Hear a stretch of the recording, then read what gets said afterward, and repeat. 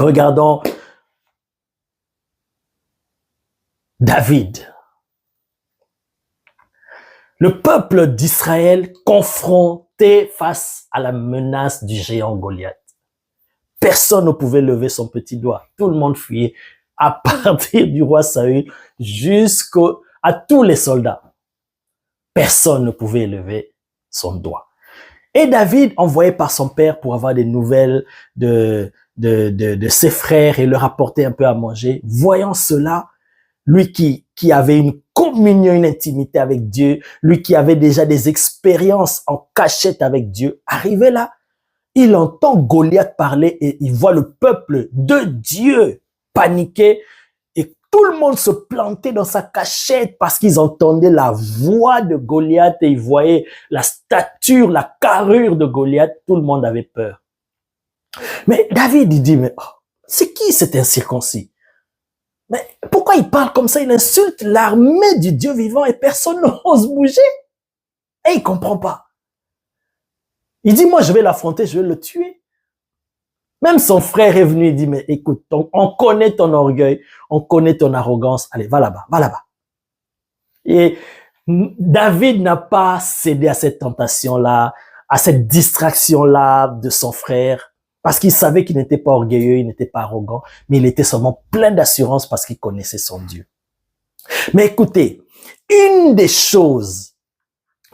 raisons qui a fait que David a eu le courage aussi, il avait déjà cette confiance en son Dieu, il avait la foi en son Dieu, mais ce qui l'a encore motivé de plus pour affronter Goliath, vous savez c'était quoi? C'était ce dont nous sommes en train de parler. Il avait en vue déjà ce qui l'attendait. Parce qu'il a posé la question. Mais qu'est-ce qu'on donnera? Parce qu'on va pas se battre ici pour rien. On va pas risquer sa vie ici pour rien. Qu'est-ce qu'on donnera à celui qui va vaincre ce Goliath-là? Qu'est-ce qu'on donnera? On commence à lui dire, voilà, le roi va faire ceci, il va lui donner sa fille en mariage, le roi va exempter sa famille de payer les impôts, il va faire ceci, il va l'honorer. Lorsque David a entendu cela, ça l'a encore doublement, triplement, quadruplement, quintuplement, je ne sais pas 6, 7, et ça l'a encore motivé à dire, voilà, je vais aller affronter cet homme. Pourquoi? Parce qu'il voyait déjà ce qu'il allait gagner. David savait qu'il avait l'onction royale, il avait déjà reçu l'onction royale. David savait qu'il était déjà le roi d'Israël, il était le prochain roi d'Israël. Et quand il a entendu la récompense qu'on va lui donner, il voyait déjà une porte ouverte, un chemin, un tapis déjà qui s'ouvrait devant lui pour entrer dans sa destinée. Et ça l'a motivé au point que il a bravé la peur que tout Israël avait d'affronter Goliath. Mais lui, il a bravé cela, il a surmonté cela, il a résisté à cette peur et il a eu le courage et la motivation d'aller affronter Goliath.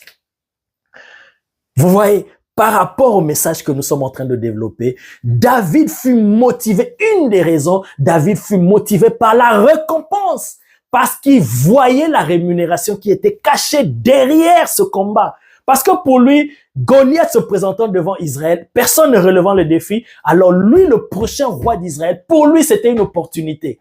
Il ne voyait pas ça comme un défi n'importe comment. C'était une opportunité qui cachait derrière cela une gloire à venir.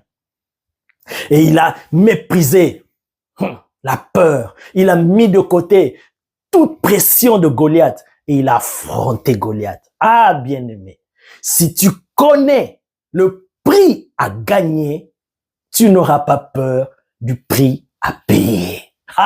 Je répète, si tu connais le prix à gagner, tu n'auras pas peur du prix à payer.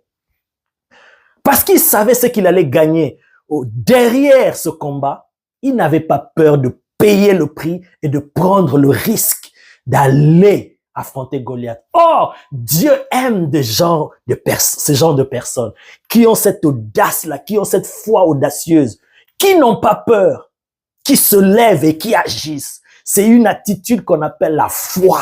C'est ça la foi. Oh my God. Mais la foi, comme on a vu avec Moïse, parce que tout ce que Moïse a fait, refuser cette identité-là, aller tous à renoncer au trésor de l'Égypte, tout ça, la Bible dit, c'est par la foi. Oh, la foi, comme je l'ai dit tout à l'heure, la foi te connecte à des réalités éternelles. Elle te connecte à des réalités à venir que Dieu a déjà réservées pour toi. Et elle te pousse à poser des actions en conformité avec ce qui t'attend. Même si tu n'es pas conscient tout de suite, mais ça te mène vers le chemin de ta destinée. Oh my God. Merci Jésus. Merci. Et David, il a accepté de payer le prix. Peu importe ce qui va arriver, je vais affronter cet homme et je vais le mettre à terre. Et il savait que Goliath ne peut pas le tuer. Il ne peut pas mourir dans ce combat parce que deviendrait la prophétie du Seigneur? Il n'est pas encore devenu roi d'Israël. Vous voyez, la foi est quelque chose de puissant, c'est un élément puissant.